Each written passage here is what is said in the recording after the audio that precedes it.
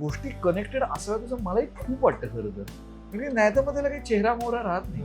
कुठे घडलं याला महत्व आहे. आणि एकदा तिकडे गेल्यानंतर ती जागा खरोखर तुम्हाला इन्स्पायर करते. What you sed is absolutely true. And that place tells you all this things.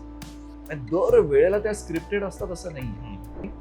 पण समहाऊ आम्हाला हे घर आवडलं होतं आणि ही स्टोरी आम्हाला या घरात घडते कशी हे कळलं होतं.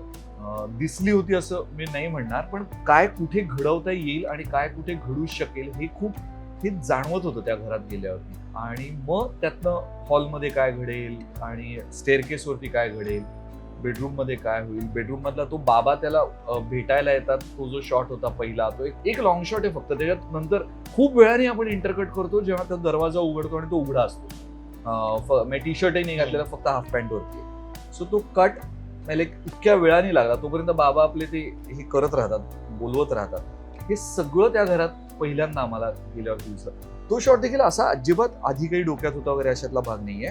तो दिसला जेव्हा तो पहिला शॉट लावला ना, तेव्हा मी त्याला म्हटलं की हा ऑलमोस्ट HMVचा जो लोगो होता ना, की त्या करण्यासमोर कुत्रा बसलाय, हा, तर मी म्हटलं ते ऑलमोस्ट तसे की हा आतनं इतकी बोंबा बोंब करतोय आणि हे त्याचे बाबा असे बाहेर बसून आहे.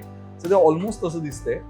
आणि आमचं झालं की हा मग ठेवूया त्या, उगाच परत बाबांचा एक चेहरा वेगळा, मग आत ह्याचं काय चाललंय वगैरे, इंटरकटची काहीच गरज नाहीये. Then that shot remain. So हे सगळं तिथे गेल्यावरती आम्हाला सुचायला लागलं होतं, दिसायला लागलं होतं, सापडायला लागलं होतं. Location definitely inspires.